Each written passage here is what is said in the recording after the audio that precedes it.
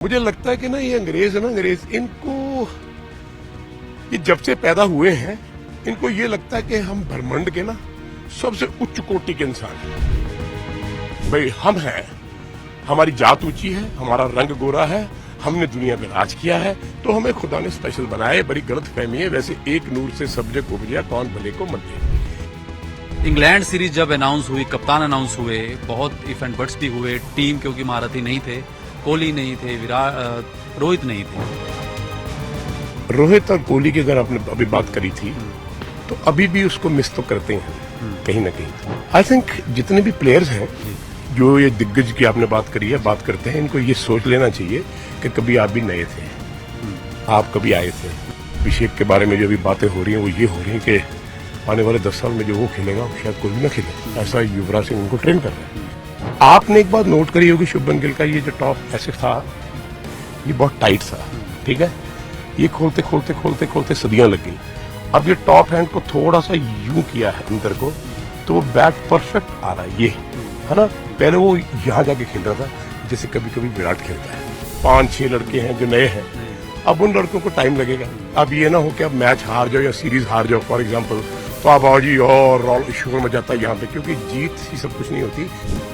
मैं ये कह रहा हूँ कि आप टेलेंटर्स पे थोड़ा सा कंसंट्रेट करो एज ए बैट्समैन। जितने ऑलराउंडर आपके पास होंगे, बुमराह से लेके बाकी सबसे लेके जितने भी टेलेंटर हैं, सर आप उनको 2-2 घंटे बैटिंग कराइए। कहीं भी ये नैया मझधार में फंस सकती है और फंसी थर्ड टेस्ट में, ठीक है।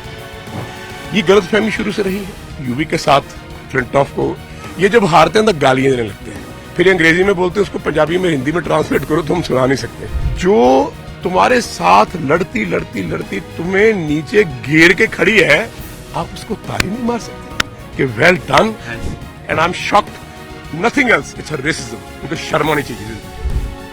भारत इंग्लैंड सीरीज रोमांचक दौर में है। जब आप ये इंटरव्यू देख रहे होंगे तब तक टेस्ट मैच शुरू होके खत्म भी हो सकता होगा, और सीरीज में जो बढ़त थी इंग्लैंड की थी, लेकिन चौथा टेस्ट जो जिस तरह से ड्रॉ कराया, ये कहा गया दिग्गजों द्वारा कि एक तरह से जीत है, इंग्लैंड को जीत से रोक दिया।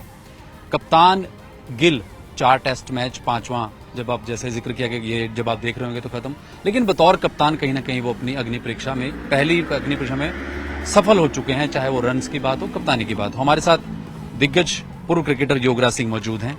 आज सारे मुद्दों पर बात होगी। योग पाजी, इंग्लैंड सीरीज जब अनाउंस हुई, कप्तान अनाउंस हुए, बहुत इफ एंड बट्स भी हुए। टीम क्योंकि महारथी नहीं थे, कोहली नहीं थे, रोहित नहीं थे। अब फाइनली एज ए कैप्टन मैं सबसे पहले सवाल ये पूछूंगा, आप गिल को कैसे देखते हैं? इससे पहले मैं आपकी बात का जवाब दूं उमेश जी, रोहित और कोहली की अगर आपने अभी बात करी थी तो अभी भी उसको मिस तो करते हैं कहीं ना कहीं, बिकॉज जो सीनियर खिलाड़ी हैं, बहुत देर से खेल रहे हैं देश के लिए, वो कहीं ना कहीं टीम में जरूर होने चाहिए। इसी हमारा टॉप ऑर्डर फेल हो रहा है ना, जायसवाल लगातार फेल होता जा रहा है, और we have couple of youngsters coming in. अब मैं ये समझता हूँ कि मैच्योरिटी लेवल में शुभमन गिल को बहुत देर हो गई खेलते हैं, ठीक है। अब जब वो कप्तान बना था तो बहुत इफ्स एंड बट्स हुए, बहुत सारे बड़े प्लेयरों ने कहा जी अब ये नया है, सीखना है, बहुत सारी चीजें मैं सुनता रहता हूँ। बुमराह को दे देनी चाहिए, ये बुमराह को दे दो, ये कर दो। आई थिंक जितने भी प्लेयर्स हैं जो ये दिग्गज की आपने बात करी है, बात करते हैं, इनको ये सोच लेना चाहिए कि कभी आप भी नए थे, आप कभी आए थे, कभी आप बच्चे थे, आपको किसी ने सपोर्ट किया होगा, आपको कप्तान बनाया होगा, उस कप्तानी में आपको बहुत सारी सीनियर प्लेयर्स ने बताया होगा। फॉर एग्जाम्पल कपिल देव जब कप्तान बने तो बहुत सारे सीनियर प्लेयर थे जो हम छोटे छोटे थे तब वो खेल रहे थे, तो ऑब्वियसली इसको सपोर्ट किया होगा। वर्ल्ड कप तभी जीता ना, अकेला आदमी जीत नहीं सकता, लेकिन कप्तान की बात होती है। पर जब आप मुंह से ये बात बोलते हो कि जी सीखना पड़ेगा, सीखना तो पड़ेगा ही, पर आप अप्रिशिएट करो कि यंग कैप्टन हैंडल कैसे कर रहा है। अब मैंने हमेशा ये बात करी कि जैसे माँ बाप वैसे बच्चे, जैसी कोको वैसे ले ले, जैसा कोच वैसे चले। आप ये देखो कि उस शुभमन गिल के पीछे काम कौन कर रहा है पिछले 7-8 साल से, अभी क्या काम कर रहा है। मैं अभी आपसे ऑफ रिकॉर्ड बात कर रहा था कि शुभमन गिल खेल रहा है, अभिषेक खेल रहा है, तो युवराज सिंह टेलीविजन पे बैठे हैं। मैंने तो इतना टेंस नहीं देखा उसको कभी। अरे एक मिनट, अरे यार वो बैठे, हाँ गुड शॉट, शाबाश शाबाश। वो ऐसा कर रहा है जैसे उसकी बात वो सुन रहा है। ऑब्वियसली शाम जब होती है तो आधा पौना घंटा वो बात करते हैं। बड़ी मॉडेस्टी बात यूवी ने बोली। मैंने कहा यूवी यार कमाल कर दी तुमने, एक लड़का दिया दूसरा तैयार है। अभिषेक के बारे में जो अभी बातें हो रही हैं वो ये हो रही हैं कि आने वाले 10 साल में जो वो खेलेगा शायद कोई भी ना खेले, ऐसा युवराज सिंह उनको ट्रेन कर रहे हैं। तो I think Shubman Gill as a captain के पीछे एक मॉनिटर होता है हमेशा ऑल द टाइम, जिससे आप बात करते हो, जिसके साथ आप खेले हो, आपको पता है इसने मेरा बहुत कुछ चेंज किया। आपने एक बात नोट करी होगी शुभमन गिल का, ये जो टॉप ऐसे था ये बहुत टाइट था, ठीक है, ये खोलते खोलते खोलते खोलते सदियां लग गई। अब ये टॉप हैंड को थोड़ा सा यूं किया है अंदर को, तो वो बैट परफेक्ट आ रहा है, ये है ना। पहले वो यहां जाके खेल रहा था जैसे कभी कभी विराट खेलता है। ऑब्वियसली जब आप बॉडी से दूर खेलते हैं ना रमेश, वो उसका ये होता है कि सारी क्रिकेट ना तो 2 हाथों से खेली जाती है, ना पांव से खेली जाती है, ना शरीर से खेली जाती है, ये सर से खेली जाती है। और जहां सर जाता है वहीं आपका बॉडी जाता है। तो हेड स्टिल करने के बाद भी आपको शायद किसी कोचिंग की जरूरत नहीं है। आप जब भी आउट होगे तो आपका हेड कहीं ना कहीं गिरा होगा। अब रही बात उसकी कैप्टनसी की, अगर आप ये सवाल करना चाहते हैं तो एक बीच में ऐड कर दूं थोड़ा सा। हाँ। गंभीर ने चौथे टेस्ट के बाद कहा कि शुभमन गिल के टैलेंट पर किसी को शक नहीं है, अगर वो इस सीरीज में नहीं भी चल पाते तब भी उनके टैलेंट पे कोई शक नहीं था, टीम नई है, सीखने के दौर में। मजा आ गया। देखा, अब गौतम की बात होती है, मैंने कहा वो इतना सयाना है, इतना, देखो क्या बात करी है कि शुभमन हो कोई हो, टीम नहीं है। शुभमन गिल की बात करी, ऐसा ही होता है कि हर आदमी को टाइम देना चाहिए। देखो एक सीरीज में 2 सीरीज में आपके साथ प्लेयर नहीं बनते। अब इस सीरीज में कई गए हैं, 5-6 लड़के हैं जो नए हैं, अब उन लड़कों को टाइम लगेगा। अब ये ना हो कि अब मैच हार जाओ या सीरीज हार जाओ फॉर एग्जांपल, तो आप आओ जी और शोर मच जाता है यहाँ पे, क्योंकि जीत ही सब कुछ नहीं होती। देखो टीम बिल्ड कर रहे हैं। आपको याद होगा हमेश, ये सेम सिचुएशन सौरव गंगुली के टाइम थी, जब हम 7 पे पायदान पे थे, जब ये मैच फिक्सिंग में लोग फंसे चले गए, नया दौर बन रहा, तो क्या हुआ फिर ये यूवी वगैरह सब, कैफ वगैरह, वीरू वगैरह, हरभजन वगैरह सब आए। लेकिन हुआ क्या, 7-8 दिग्गज प्लेयर थे जो खेलते आ रहे थे पिछले 15 साल से, ठीक है। अब उन लोगों ने इसको पुश किया, बच्चों को पुश किया, experience they. For example Sachin Tendulkar ने बहुत कुछ संभाला, यूवी को संभाला, बहुत सारे प्लेयरों को संभाला। सो आई थिंक ऐसा ही होता है। एक अच्छा कोच जो है, दूरदृष्टि जो है ना, जिसकी जो सोचता है 5 साल के बाद क्या होगा, 10 साल के बाद क्या होगा, आई थिंक वो विजन वाले कोच चाहिए, वो विजन वाले मैनेजमेंट चाहिए, वही विजन वाले सिलेक्टर चाहिए कि एक प्लेयर आया है, उस प्लेयर को मैं 5 साल के बाद इस लेवल पे देखूंगा। ये टीम को आज मैं यहां देख रहा हूं, 5 साल के बाद, 3 साल के बाद इसको वहां देखूंगा। जिसकी वो उंगली है ना आसमान पे, वो हमेशा माउंटेन को हिट करता है। तो जो यहां देखता है ना, यार ये चढ़े नहीं, निकाल दो, ये कर दो, नहीं। प्लेयर्स को लंबा समय देना चाहिए। और यही गौतम ने जो बात करी, इसलिए मैंने ताली बजाई कि वाह, ये बड़ी खूबसूरत बात है, मैंने पहली बार आपके मुंह से सुनी है। और उसने बोला, पीसी ने बोला, हाँ, वो भी मेरे को बड़ा अच्छा लगा। चौथा टेस्ट में जिस तरह से ड्रॉ हुआ, जडेजा ने बहुत अच्छी पारी खेली, वाशिंगटन सुंदर ने बहुत अच्छी पारी खेली, बेन स्टोक्स ने बीच में आके कहा कि हैंडशेक कर लेते हैं। अंग्रेजों का एक, मुझे लगता है एक हमेशा शुरू से कुछ रहा है कि जब तक तो कोई कंट्रोवर्सी ना हो तो मजा नहीं आता। अंशुल कंबोज की एंट्री हुई, इस सारे सिनेरियो को कैसे देखते हैं आप? अच्छा, एक बात आप भूल गए बीच में, ये आपको याद होगा, बहुत देर पहले आप और हम ये बात करते रहे हैं कि यार टेलेंडर्स को आप बैटिंग क्यों नहीं कराते। इसके बाद इस सवाल पे आते हैं, क्योंकि सवाल बड़ा इंपॉर्टेंट है। उसकी वजह बताता हूं क्या हुआ। जो जडेजा आज खेल रहा है, वो आज से 5 साल पहले क्यों नहीं खेल रहा था, और उसको खेलते हुए 10-12 साल हो गए। मैं शुरू से बोलता आ रहा हूं, शायद ही भूल गए, मैं तब आपको याद कर रहा हूं। आपका एक मैच फंसा, टेलेंडर्स मैच हार गए हम 20-25 रन से, 22 रन से। मैं ये कह रहा हूं कि आप टेलेंडर्स पे थोड़ा सा कंसंट्रेट करो एज ए बैट्समैन। जितने ऑलराउंडर आपके पास होंगे, बुमराह से लेके बाकी सबसे लेके जितने भी टेलेंटर हैं, सर आप उनको 2-2 घंटे बैटिंग कराइए। कहीं भी ये नैया मझधार में फंस सकती है, और फंसी 3rd टेस्ट में, ठीक है। अगर टेलेंडर्स को ये सोचकर बैटिंग कराई होती कि बुमराह वगैरह को एंड कंपनी को मैं ऑलराउंडर्स बनाएंगे हम, हाँ भी तुमने बैटिंग कर ली, अभी 1 घंटा सेशन बॉलर्स के लिए, चलो बैट्समैन बॉल डालो, बॉलिंग मशीन पे आ जाओ। गौतम बॉलिंग मशीन पे बैठा है, बाकी बॉलर्स बैट्समैन बॉल डाल रहे हैं। सर आप देखना, आपकी टीम वर्ल्ड चैंपियन ही होगी। आपको याद होगा, अगर वेस्ट इंडीज की बात करूं, माइकल होल्डिंग से लेके, जोल गार्नर से लेके, मैल्कम मार्शल से लेके, कॉलिन क्रॉफ्ट से लेके बहुत सारे मैच हैं जो विव रिचर्ड्स के साथ मिलके अकेले ने जिताए हैं। 189 अगेंस्ट इंग्लैंड 9 आउट हो गए थे। सो आई थिंक ऐसा सोचना बहुत जरूरी है। अब आपकी बात आ गई अंग्रेजों पे। मुझे लगता है कि ना ये अंग्रेज है ना, अंग्रेज इनको ये जब से पैदा हुए हैं इनको ये लगता है कि हम ब्रह्मांड के ना सबसे उच्च कोटि के इंसान हैं। भाई हम हैं, हमारी जात ऊंची है, हमारा रंग गोरा है, हमने दुनिया पे राज किया है, तो हमें खुदा ने स्पेशल बनाया है। बड़ी गलत फहमी है। वैसे एक नूर से सब जग उपजा, कौन भले को मंदे। ये गलत फहमी शुरू से रही है। यूवी के साथ फ्लिंटॉफ को ये जब हारते हैं तो गालियां देने लगते हैं, फिर अंग्रेजी में बोलते हैं, उसको पंजाबी में हिंदी में ट्रांसलेट करो तो हम सुना नहीं सकते। ठीक है मेरी बात। सो ये वीक आदमी की बात है कि आप जो टीम हार के 0 for 2 और वो टीम जो तुम्हारे साथ लड़ती लड़ती लड़ती तुम्हें नीचे घेर के खड़ी है, आप उसको ताली नहीं मार सकते कि वेल डन। अरे यार जडेजा, अगर मैं हूं ना स्टोक्स की जगह, भाई वेल प्लेड, क्या बात है। 15 ओवर रह गए, आप अपना 100 कंप्लीट करो, फिर हाथ मिलाएंगे। बात बनी ना।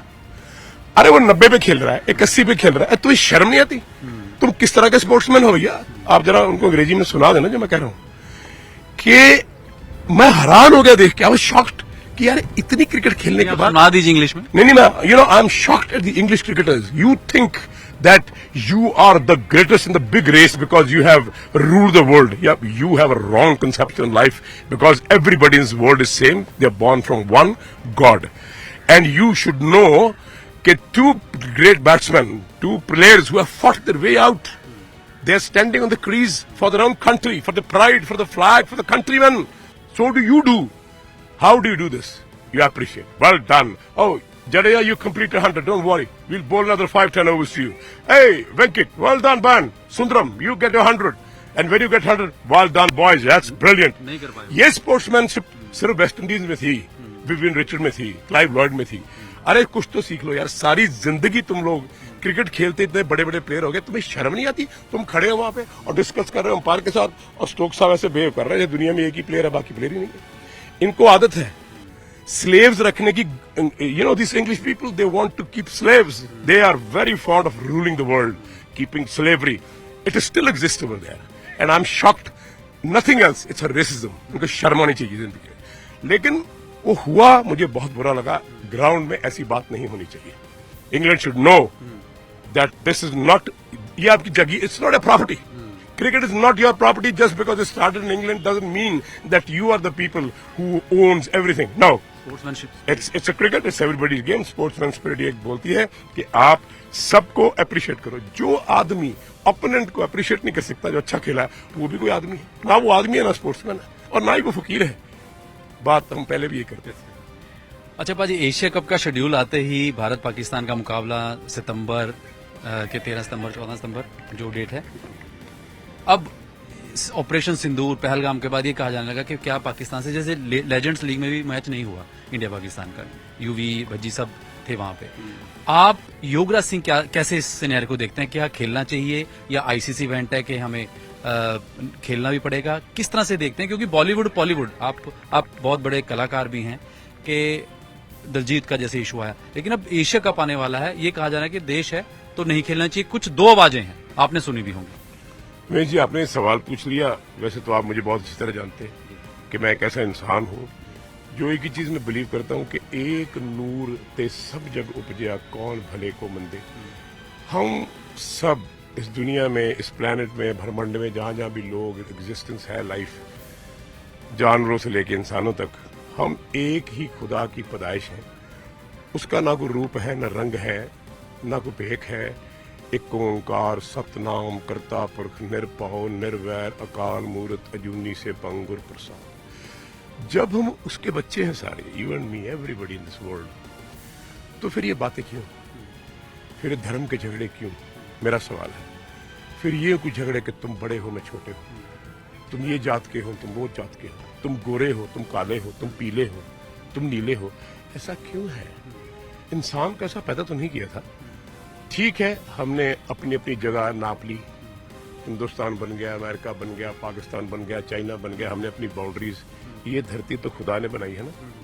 ये खुदा की प्रॉपर्टी है, यहाँ से कुछ लेके नहीं जाता कोई और लेके आता भी नहीं, ये यही रहती है। तो फिर इस बात का क्यों झगड़ा? और फिर मैंने बहुत बार ये बात बोली कि एक फकीर और एक स्पोर्ट्समैन, उसका कोई धर्म नहीं होता, उसकी जात पात नहीं होती, वो खुदा का बंदा है, हम सभी खुदा के बंदे हैं। तो ऐसा क्यों होता है कि हर बार ये पाकिस्तान की बात आती है तो ये होता है? ठीक है, बॉर्डर एरिया में झगड़ा हो रहा, बहुत सारी दुनिया में लड़ाई हो रही, कोई अकेला यही नहीं प्रॉब्लम। और मैं समझता हूँ कि पाकिस्तान को भी सोचना चाहिए कि तुम किस बात का झगड़ा करना चाहते हो, व्हाट फॉर। आप प्यार से नहीं रह सकते। मैं समझता हूँ कि हिंदुस्तान एक ऐसा देश है कि अगर हम प्यार से बात करें, सत्कार से बात करें, ये कहें कि भी तुम हमारे भाई हो, चलो तुम बड़े भाई हो, हम छोटे भाई हो, छोटा होने से वो आदमी छोटा नहीं होता, तो उनको भी समझ लेना चाहिए कि आप बोलने से पहले क्या बोल रहे हो। अब आपने आर्टिस्ट की बात की, योगराज सिंह जी आप आर्टिस्ट हैं, मैं इन आर्टिस्ट से बड़ा हैरान हूँ कि आप ऐसी बात क्यों करते हो। मैं क्रिकेटर से बड़ा हैरान हूँ कि तुम ऐसी बात क्यों करते हो। अच्छा भाई, अगर तुम ये चाहते तो बॉर्डर पे आके लड़ोगे क्या? है वो जो फौजी दोनों तरफ के हैं वो भी एक दूसरे के भाई थे, कभी ये लकीर नहीं थी, कभी एक ही देश था, अब वो हिंदुस्तान था या इंडिया था या जो भी था उसका नाम रखो।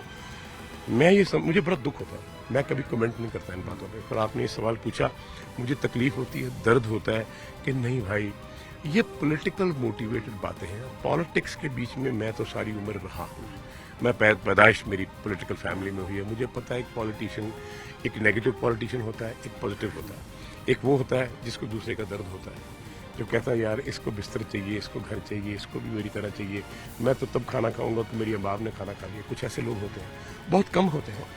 और जो ऐसे होते हैं जो कहते हैं ये भी मेरा, ये भी मेरा, इसको उससे लड़ाओ, इससे झगड़ा करो, कभी धर्म के झगड़े, कभी तुम मुसलमान हो, तुम हिंदू हो, तुम ये है वो है।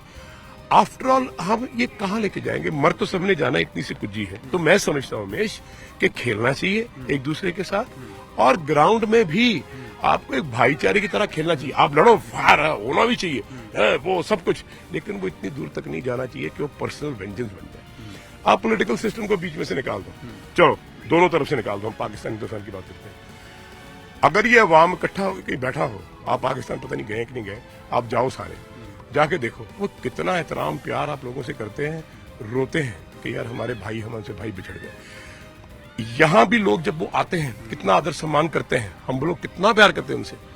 मेरे पास क्रिकेट की पाकिस्तान की आती रही बहुत साल पहले, जब यूवी खेलता था, तो वो कहते थे पाजी इतना प्यार करते हो। मैंने कहा मुझे तो लगता नहीं कि तुम बेगाने हो, मुझे तो कोई भी बेगाना नहीं लगता, पर हाँ मैं ये समझता हूँ कि आप इकट्ठे हो गए, सारे इकट्ठे हो गए, एटलीस्ट अवाम को ये बोलना चाहिए कि भाई तुम अपनी पॉलिटिकल लड़ाई जहाँ लड़नी है लड़ो भाई। तो खेल में ये चीज, तुमको वोटों का चाहिए, कुछ चाहिए तो ये करो, खेल में ये नई चीज चाहिए। और कभी हम मिले, जब जैसे हम मिलते हैं तो ऐसा मिले कि भाई अरे यार तू क्या मुसलमान, यहाँ से काट के हम सब लोग गिलास में खून फेंक दो ना, भर दो उसको, सारी जात के सारे धर्म के लोग, मुझे बता देना कौन सा खून पीला है या नीला है, लाली है, एक ही रंग है, हम सबका एक ही रंग है। सो आई थिंक ऐसा नहीं होना चाहिए, मुझे बड़ा हर्ट होता है। सिर्फ बोलचाल पे है कि आप उस तरह के बयान ना दें, या अफरीदी या कोई महासी जैसे कलाकार। जुबान बहुत बड़ी चीज है उमेश जी, नाप तोल के बोलो, हाँ सच बोलो, सच बोलने का माता रखो। जहां पे कोई गलत है वो गलत है, जिसने अच्छा किया है वो अच्छा किया है। मेरी जिंदगी में भी बहुत सारे लोग ऐसे हैं जिन्होंने मेरा बहुत बुरा किया है, लेकिन ये थोड़ा कि मेरी उनके साथ पर्सनल प्रॉब्लम है। ये सिर्फ एक सोच की बात है कि ऐसा नहीं होना चाहिए, ऐसा होना चाहिए। मैं जो गिरा है उसको उठा लूंगा, जो रूठा है उसको मना लूंगा, जो बिल्कुल नहीं चल सकता उसको कंधे पर उठा लूंगा। ये मेरा काम है, मेरा धर्म है, और मेरे लिए सब एक ही जैसे है। जब मैंने अमृत नहीं छका था तब भी मैं बाल कटाए हुए थे, तब भी मुझे लगता था मैं तो भी आदमी हूँ। आज मुझे ऐसा लगता है मैं आदमी हूँ, और मैं उस माँ की पेट से जन्म लिया है जिस माँ का मैंने दूध पिया, तो उसका नाम मैं हमेशा लेता हूँ। पर दो मुझे सारे ही मेरे अपने, मेरे सब अपने। सो आई थिंक ये चीजें बड़ी मैटर करती हैं, इस चीजों को गेम से निकाल दो। ये जो कुर्सी के मामले इनके बीच में मत आओ। आप क्यों कमेंट करते हो? अभी वो इफ्तिकार साहब ने कुछ बोला, अफरीदी जी ने बोला, अरे यार आपको क्या जरूरत है बोलने की? यहाँ तो कोई नहीं बोल रहा ना, यहाँ तो किसी ने कोई बात करी नहीं। मेरे से बहुत सारे लोगों ने पूछा, मैंने कहा भाई इस बात के ऊपर मैं क्या बोल सकता हूँ? मैं यही जवाब दे सकता हूँ जो मैंने आपको दिया है। बड़ा अच्छा नहीं लगता, आप क्यों ऐसा करते हो? ये तो वो बात है कि पर्सनल दुश्मनी नहीं है भाई। ये जो सिस्टम है आपको समझ लेना चाहिए कि पॉलिटिकली मोटिवेटेड चीजें होती हैं, इनके जो सियासतदान है इनकी चीज इनको पास रहने दो। God bless them. देखो जो बीजेगा वो काटेगा, बेशक वो राजा है, रंक है, कोई है, जिसके जैसे कर्म है हमारे जो सिद्धांत हैं हिंदुस्तान के इतने पुराने वेद व्यास में क्या लिखा है? कृष्ण महाराज ने बोला कर्मों की बात है, जैसे कर्म करेगा वैसे फल देगा भगवान। सो कोई भी हो वो अपने फल भुगत के जाता ही है। औरंगजेब था, कितना जुल्म उसने हिंदुस्तान के लोगों पे किया, अल्टीमेटली आज उसकी कब्र पे कोई दिया नहीं जलाया गया। सो आई थिंक ये सब बातें जो है हमको समझ लेनी चाहिए। बहुत बहुत शुक्रिया भाई। Thank you.